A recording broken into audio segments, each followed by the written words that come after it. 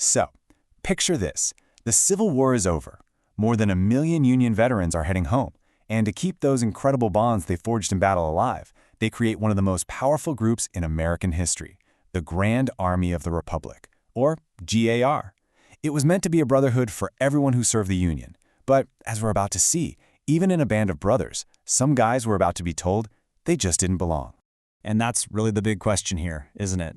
This is a story about loyalty, about prejudice, and about a long, hard fight for recognition by a group of veterans who served the United States only to find themselves on the outside looking in. Let's dive in. Okay, so to really get this conflict, we've got to understand what the GAR was all about in the first place. And honestly, their core values, fraternity, charity, and loyalty, pretty much say it all. For any member of the GAR, this medal, this was everything. I mean, it wasn't just some piece of metal, it was proof. It said you were there, that you had served. And you can see the soldier and the sailor right there shaking hands in front of Lady Liberty. What a powerful symbol of unity and shared sacrifice.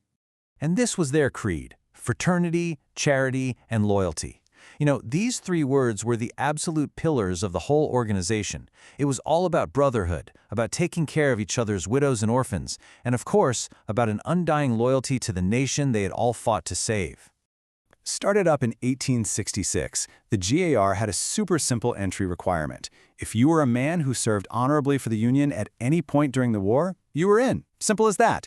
On paper, it was supposed to be the great unifier for all of the nation's defenders. And let me tell you, this thing was massive. At its peak in 1890, the GAR had over 400,000 members. And this was no little social club. This was a political powerhouse. I'm talking they lobbied for pensions, they helped create Memorial Day, and they even got 5 of their own members elected President of the United States. Okay, so if the GAR was for all honorably discharged Union veterans, what happens when a whole group gets turned away at the door? Well, that very question brings us to the Utah Territory. And this is where the story takes a really sharp turn. Remember, the rules said any honorably discharged veteran could join. But for the Mormon veterans of Utah's Lot Smith Cavalry, men who answered President Lincoln's direct call to protect vital mail routes, that promise of fraternity suddenly felt pretty hollow. Just look at these numbers from 1890. I mean, it's stunning. New York's got nearly 40,000 members, Ohio's got over 47,000, and then you have Utah, just 3 posts and a measly 168 members. It was the smallest department in the entire nation, and it was totally dominated by non-Mormon veterans who had moved there after the war. So why? Why were these men shut out? Well, the answer is a real tangled mess of culture, politics, and religion that went way beyond the GAR's meeting halls. Wow, this quote from the GAR's own national commander, Paul Vander Voort, it just says it all, doesn't it? He's not just stating an opinion, he's basically declaring war. The GAR saw polygamy as the other relic of barbarism, right alongside slavery, and they felt it was their duty to destroy it. Out in Utah, they saw themselves on the picket line between 2 civilizations, American and Mormon.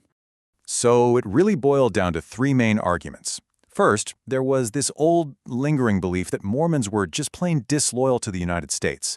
Second was the claim that these guys weren't real soldiers because they just guarded telegraph lines instead of fighting big battles. And third, casting a shadow over everything else, was the GAR's national crusade against polygamy.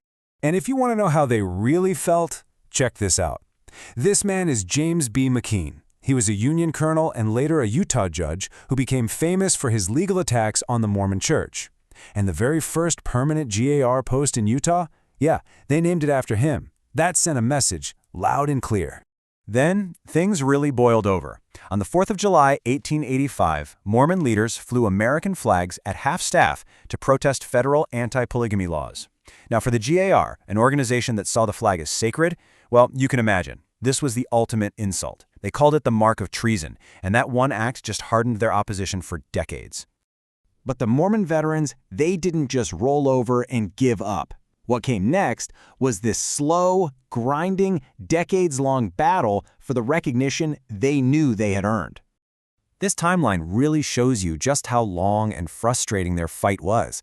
It starts in 1907 with a prominent Mormon veteran getting rejected. But look there, 1909. That was the game changer. The federal government's own pension bureau officially recognized them as veterans.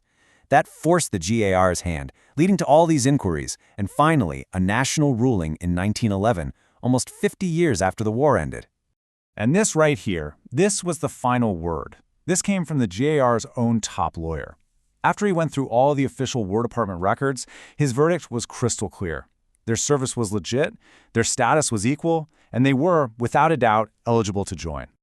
Vindicated at last, the veterans finally got to establish their own post. Now, they wanted to name it after their captain, Lot Smith, but that name was still just too controversial for the Utah GAR leadership. So, as a compromise, they named it after another one of their officers, John Quincy Knowlton, and finally took their seat at the table. But you know, the GAR was always an organization with a built-in expiration date.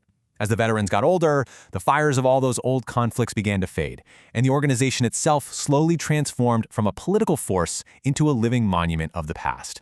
You can really see the whole journey of the GAR right here, from start to finish.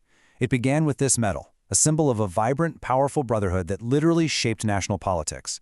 And it ended with this postage stamp, a little token honoring the memory of that brotherhood as its very last members passed into history.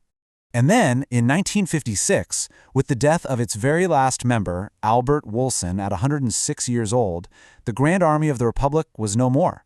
After 90 years as a major force in American life, the organization that once had hundreds of thousands of members officially closed its books for the last time. And that leaves us with a final thought. This story about the GAR and its Mormon veterans, it's not really just about the past. That fight over that little bronze medal was actually a fight over memory and belonging. And it forces us to ask a really timeless question. What does it truly mean to serve? And who gets to decide whose service actually counts?